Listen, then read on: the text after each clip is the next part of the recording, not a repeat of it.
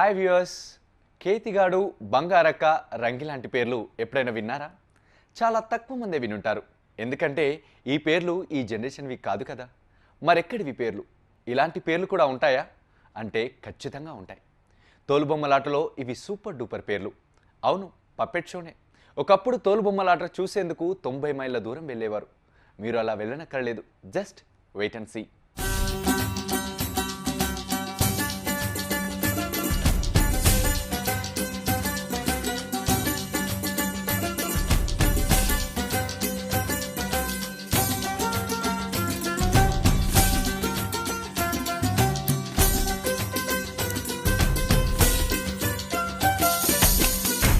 రావణుడు సీతను అపహరించి లంకకు తీసుకువెళ్తాడు. శ్రీరాముడు లంకకు వెళ్ళి రావణుడితో యుద్ధానికి తలపడతాడు. విభీషణుడు రావణుడి ప్రాణరహస్యం శ్రీరాముడికి చెప్పి ఇంటి గుట్టు లంకకు చేటు అనే నానుడికి నాంది పలుకుతాడు. ఇరువురికి జరిగిన భీకర యుద్ధంలో సీతారాముడు రావణ బ్రహ్మను హతమారుస్తాడు. సీతతో అయోధ్యకు పయనం అవడంతో రామ-రావణ యుద్ధం సమాప్తమవుతోంది. ఈ ఘట్టాన్ని అనంతపురం కళాకారుల బృందం తోలుబొమ్మలాటగా అద్భుతంగా ప్రదర్శించింది. ఈ పప్పెట్ షోను మీ ఫేవరెట్ దక్కన్ టీవీ మీకోసం ప్రత్యేకంగా అందిస్తోంది.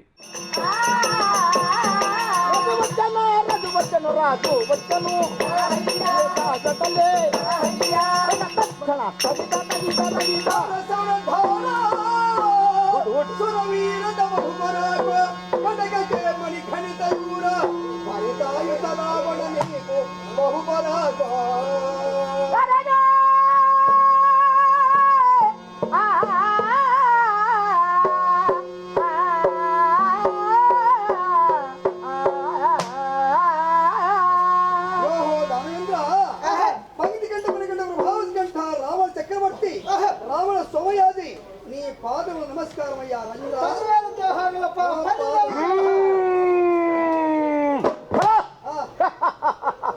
ఓరి మంత్రులారా, ఓరి పురోహితులారా, నా కొలుగుడు రాబడిన ఇత పురోహిత, సేననాయక, దండనాయక, అవసరిక, ఘటిక, నిర్ధారిక, గట్టి చామరిక సర్వ జన్మలు వచ్చారా మంత్రివీరులారా? మేమెల్లరూ వచ్చి తమ తమ పని జాగ్రత్తగా ఉన్నాము. నా పేరు విన్న మాత్రమే ఈ వేడు లోకంలో గడగడగడ వనకవలను. ఇంద్రుడా నేనే, చంద్రుడా నేనే, ఈ జగత్తుకే రావణ భూపాల చక్రవర్తిని పేరు ఉద్ధరించిన వాడు. కానీ నా కుమారులు నా భటులు రాముని యుద్ధాన్ని పోయినారు. అట్టి వార్త చచ్చినారు లేక బ్రతికినాడు. ఆ ఉత్సాహం చెప్పండి ఈ మంత్రులారా. వేగురుడు వచ్చి ద్వారం చెంద ఉన్నవాడు.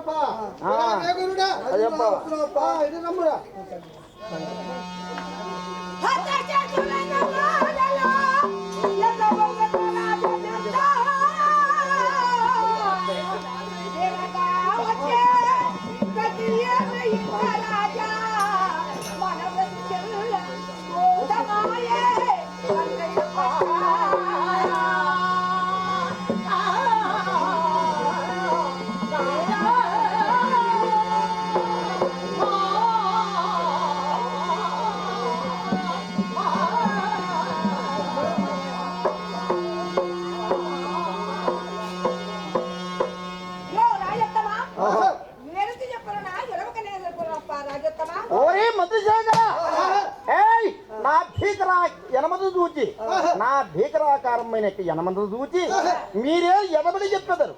జరిగిన కార్యక్రమేమో చక్కగానే వచ్చింపడోరి మంత్రులారా. మన లంక రాజు ఉన్నాడే ఆంజనేయుడు, వాడును పోయి రాజేంద్ర అట్టి నీ పుత్రులను, మంత్రులను, సామంతులను ఎల్లరిన శ్రీరామచంద్రుడు ఒక్క బాణము చేత అందరినీ మట్టి పెట్టినాడయ్యా. ఏమిరా ఏమి? నా కుమారులు భటులు రాములపై యుద్ధాన్ని పోయి ఆయన మరణించినారా? నిజమేమిరా? దుఃఖించినా ప్రయోజనం లేదు. ధనము కదా దాచిపెట్టాను. మూలబల సైన్యము, ఆ మూలబల సైన్యం ఎక్కడూ లేదు. లోపల భూమిలో ఉన్నారు.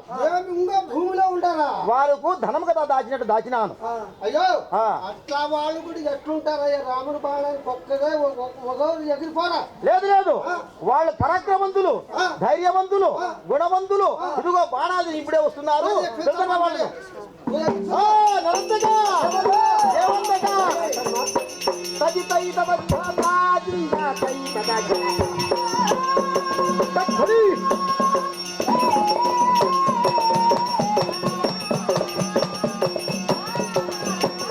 వాడవడు వాడవడు వానరుడు ఏకాగ్రతనే రజీనా పనియే మాటలు రాజేంద్ర రజీనా పనియే మాటలు రాజేంద్ర హరివచ్చినా దాచిల్ల రోటచ్చినాడా హరివచ్చినా అయినా పరదేశికి అయినా వడ్డీ వదయే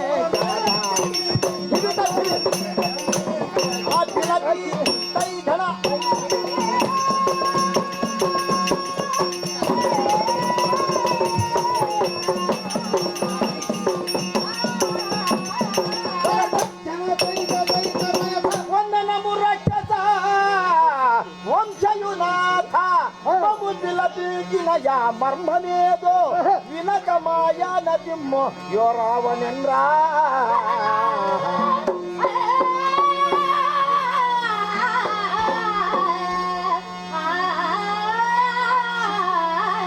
పిన్ని గారు ఏది వాడితే ఆయన మైకు రాజేంద్ర మమ్మల్ని పిలిపించినట్టు కార్యార్థమేమైనా వింటావప్ప? ఇలా వింటాము. మందులారా, ఏమప్ప? ఓరి సామంతులారా, ఏమయ్యా? నాకు కొలువు కూడా వచ్చి మమ్మల్ని పిలిచి కాడమే పెట్టుకుంటున్నారా? అదిగాక రాముడు నాకు శత్రువుగా ఉండే రాముడు నా కులబలమంతా నాశనం గావించినాడు. వేపాటి రాముడు బలమంతా నాశనం చేసినాడా? వారిపైన యుద్ధాన్ని పోవటకు మానవ గల ధనం ఏ విధంగా దాచిపెట్టారు ఆ విధంగా మీ భూలోకంలో దాచి ఉంటుంది. వేప రాముని పైన యుద్ధాలకు సమ్మతమా అనుకున్నావా? అవునవును. అయ్యో ఓ యుద్ధము లేక మా బుధాలు తిముర్లు పట్టినాయ్యా. నువ్వు రణభేరులు వాయించు. అదే పోతున్నారా? తప్పకుండా పోతారా? ఏందయ్య ఎట్లా అంటున్నావు? రాముడు లేక మా యుద్ధాన్ని బుధాలు తిముర్లు పట్టా. పోయేదమ్మో, పోతున్నాను.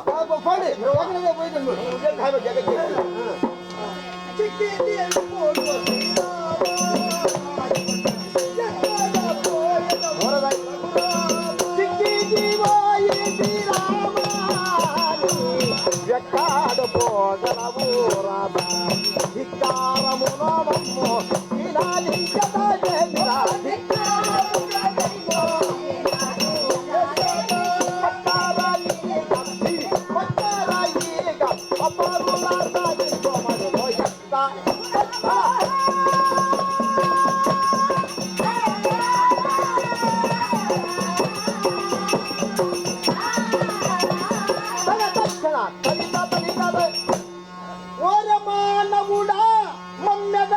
బ్రతుకంగలవా కులభూషణుడవు రారా యుద్ధానికి రణమునందు.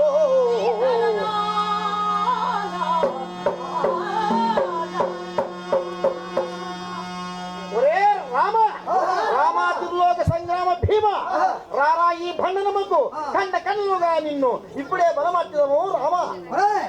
ఓరి రక్షలారా, మది దండ మహాప్రచండము చేత మీ యొక్క రావణ బ్రహ్మణపై యుద్ధానికి పంపినాడా? ఇదే నాగస్త్రం చేత బ్రహ్మాస్త్రం చేత ఇప్పుడే సమర్థించాల్సి.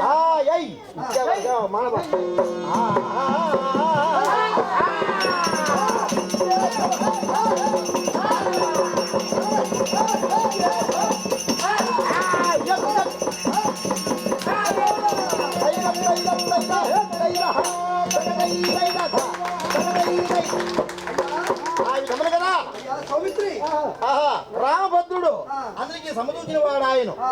ఇక్కడ రావణ బ్రహ్మ ఏ విధంగా వస్తున్నాడు బొమ్మడి.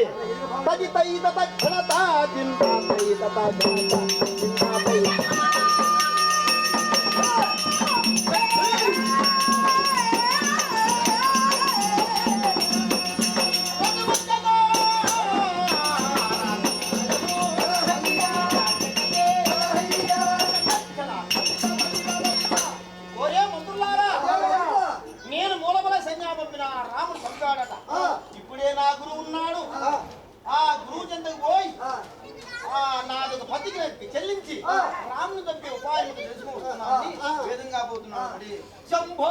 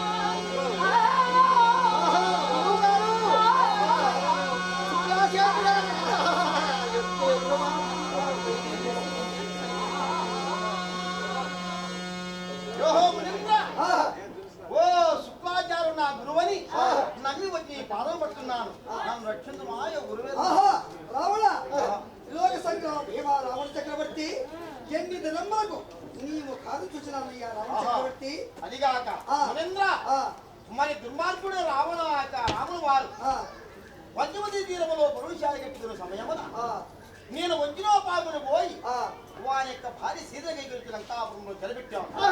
రాముడు రాడు కదా అనుకున్నాను. వేలాధిపురం చేరుకొని నా కుమారుల 1,00,000 మంది కొడుకుల 3,00,000 మంది మునిమనముల 25,000 ప్రధానుల చంపినాడు. ఎవరు? రాముడు. వారి యొక్క బాణ దాటి ఓరోదాక ఈ దినమ్మన మూలముల సైన్యంలో చంపినాడు రాముడు. ఆ వాడిని చంపే మార్గం పెట్టో చెప్పవయ్యా గురేంద్ర. ఒరే రావణ, ఆయనను ఇన్ని దినములకు నా చంద్రుని వచ్చి నీతి విన్యాసం అడుగుతున్నావా? అదిగాక రావణ చక్రవర్తి నీ లగ్నంతో నేను వచ్చిండగా ఓరి గుడ్డి విధవా అని చెప్పలేదేమి విధవా? అదిగాక రాముడు సముద్రం మీద సేతోపదం కాక ఉందే నా చెందుకు వచ్చినను నీకు లేని కార్యం చెప్పుతుండే ఇదివరకే మించిపోలేదు రావణ. అదిగాక ఒక్క దుర్వేగం నీవు ఒక పాతాళ హవనం వెళ్తావు. హవనమునకు 199 గడియలు అగ్నిదేవుని గురించి నీవు హవనం చేసినట్లయితే సాంగోపాంగి వెలిచినేని ఉక్కువేర తమ్ములు కంచువేర గుర్రమ్ములు ఆయన ఇటువంటి ఆయుధములు 32 ఆయుధములు ఇస్తున్నాడు. ఆయన రాముల వారి పైన యుద్ధములు చేయవయ్యా రావణ చక్రవర్తి. భాగ్యము. అదే విధంగా నేను యాగం తలబెట్టి ఈ భూలోకములో నేను వాళ్ళకందరికీ సంపేటిగా నా యొక్క రథములు బాణములు ప్రసాదించిన రావణ చక్రవర్తి. అదిగాక నీ లంకా రాజ్యంలో నీ బలమునకు నీ శౌర్యమునకు నీ భార్య కూడా చెప్పరాదు. నీ మంత్రులకు గాని సంబంధులకు గాని నీ భార్యకు గాని చెప్పరాదు. ఆయన భూలోకములో ఒక్క పాతాళ భాగ్యం గురేంద్ర పోతున్నాను.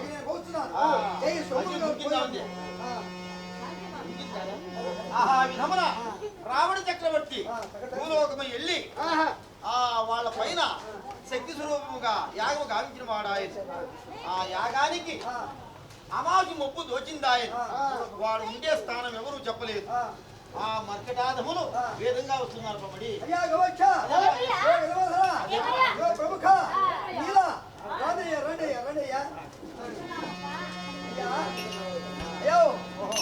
ఓహో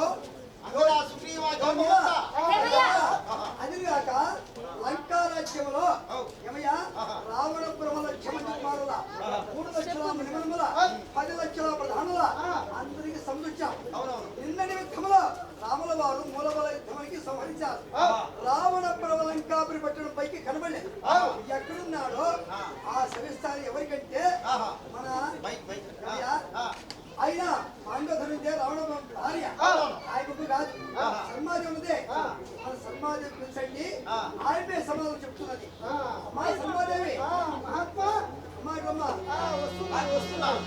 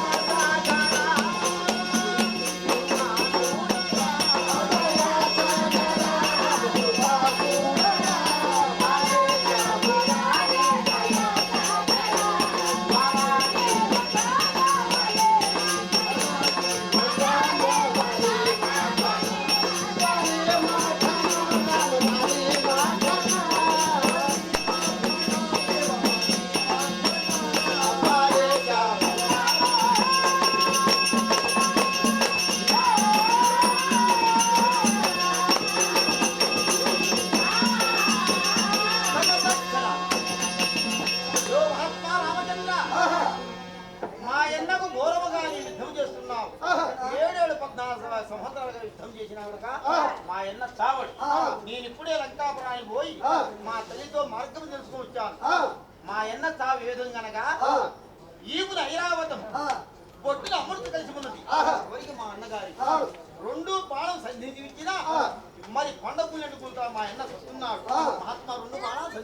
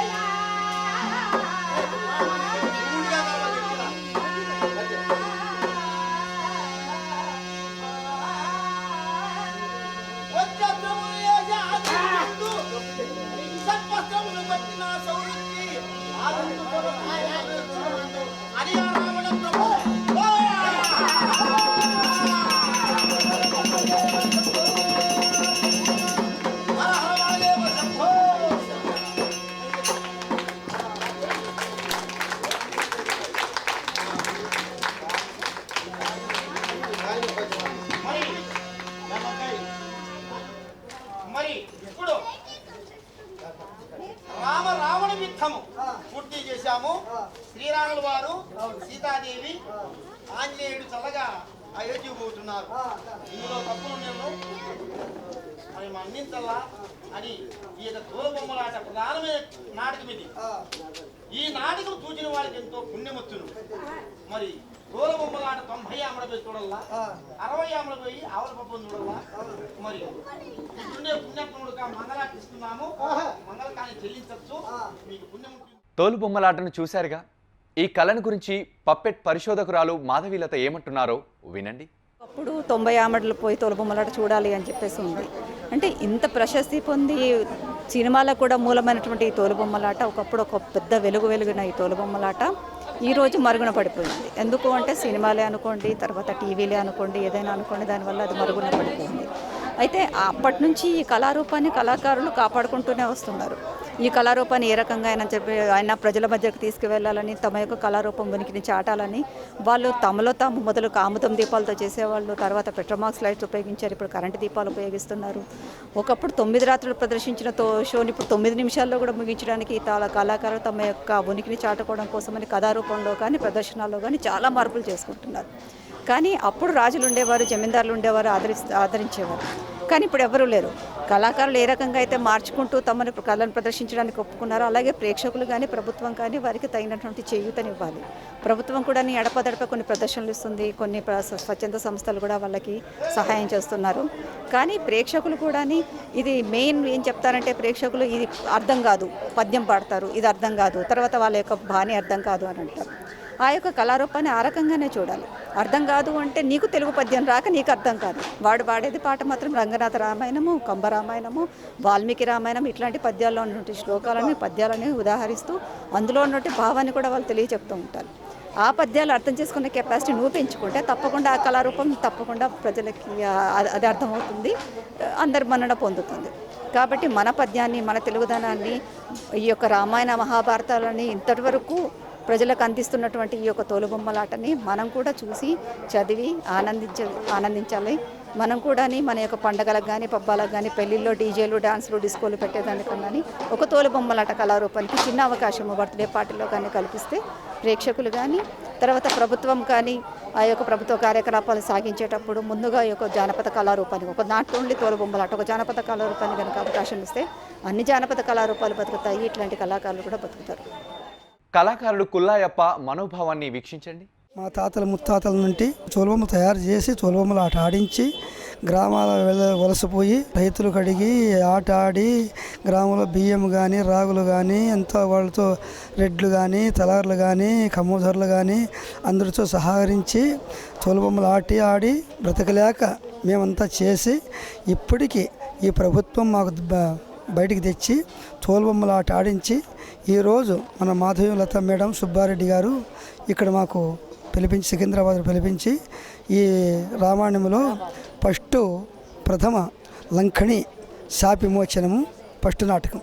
మళ్ళీ రెండోది వచ్చి రావణ వధ, రావణాసు సంహరించి శ్రీరామచంద్రుడు సీతామహాదేవిని గైకొని అయోధ్యకు చేరుట, వీటికి మా నాటకం సమాప్తము. మహిళా కళాకారిణి వనారసు కాంతమ్మ తోలుబొమ్మలాటలో తన అనుభవాన్ని ఇలా వివరిస్తోంది. నేను సంగీతకాలే అక్కడ రాజ్యమంతా ఆడిండాను, అక్కడంతా రాజ్యమంతా ఆడిండాను, పేరు తెచ్చుకుంటాను. చూమగ్గ కానీ హార్వాడ కానీ మరి అది ఏంటివి అవి బిరిబిరి రావు సార్, మైమరిచినాను. అందుకు అట్లా అక్కడ దేశమంతా తిరిగి 4 పేసపుందులు బెంగళూరు కానీ ఇవన్నీ ఆడిండాను. స్థాయిలో కానీ అన్నీ రెడీమెంట్గా ఉండదు. ఎందుకంటే ఇక్కడ వాళ్ళు పై దెబ్బగా ఆడుతుంది ముసలమ్మ అని బంద్ చేసినారు సార్. అంతే, నమస్తే. తోలుబొమ్మలాటకై 90 ఆమడలు వెళ్ళి చూసేవారని అంటున్నాడు ఈ కళాకారుడు. 90 ఆమడ పోయి తోలుబొమ్మలాట, 60 ఆమడ పోయి ఆవుల పంప అని ఇది పెద్దలు పూర్వ నుంచి అది వచ్చిండే. ఇది ఇప్పుడు కానీ తోలుబొమ్మలాట అంటే బయట కానీ మన భారతదేశంలోనే కాదు బయట దేశంలో కూడా చాలా ప్రాధాన్యత ఉంది. దీనికి ఎంతో పోషవర్గం ఉంది. దీనికి ఎంతో ఇది చేస్తారని నేను అందరికీ అభినందిస్తున్నాను. పూర్వానికి మా తోలుబొమ్మలాట ఆడి ఒక విలేజ్లో ఒక 10 రోజులు ఉండిన తర్వాత అంతా ఊరంతా కలిపి పెద్ద మనుషులు కలిపి తోలుబొమ్మలాట ఒప్పుకొని వాళ్ళు నచ్చితే 1 ఆడిస్తారు ఊర్లో. ఎందుకంటే బొమ్మలాట ఆడితే పెద్ద దేవరు చేసినంత కద్దు అని పెద్దోళ్ళు నియమకం బట్టి ఇప్పుడు కానీ తోలుబొమ్మలాట పెద్ద దేవరని తోలుబొమ్మలాట అని ఆడిస్తారు. ఆడించిన తర్వాత అది ఊర్లో గొర్రెల మంది అని 10 మంది 20 మంది అట్లా పెట్టుకొని ఉంటారు. వాళ్ళు మంద తరపున ఒక మేనేజర్ అంటే గొర్రెలు కాపలా అని గౌడు ఉంటాడు. ఆ గౌడిని పట్టుకుంటే ఆయన తరపున వాళ్ళు మంద తరపున ఒక యాటను పట్టించి ఆ బొమ్మను చేపించి ఆ బొమ్మను మీద వాళ్ళ పేరు రాపిస్తారు. అది ఆడిచ్చి మేము పల్లె కాటికి పోయినా ఆ పేరు రాపిచ్చిండి ఆయన పేరు ఊరికి అనుకొని ఆ బొమ్మను ఆడిస్తూ పోషవర్గం చేసుకుంటూ వస్తున్నాము. అది లాస్ట్కు అది సినిమాలు టీవీలతో తర్వాత చాలా పడబాటు అయిపోయాకే ఇది మళ్ళా ప్రభుత్వం వాళ్ళు పట్టుకొని అది చేయాలా ఇది చేయాలని ఇక్కడ మన విదేశాల్లో కూడా చాలా ఇది చేసినారు. ఇది పప్పెట్ షో కథా కమామిషు. మిమ్మల్ని అలరించిందని భావిస్తూ సెలవు. నమస్తే.